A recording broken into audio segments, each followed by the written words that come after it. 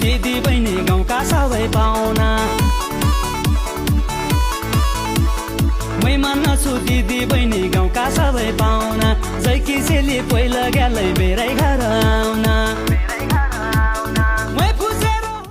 कि दुनिया हो झुर मै फुसेर हो कि दुनिया हो झुर टेन्सन गर्नलाई दूर के गर्छस् त अब चुइकम पड्काउने अब तारु सड्काउने चुइकम पड्काउने अब तारु सड्काउने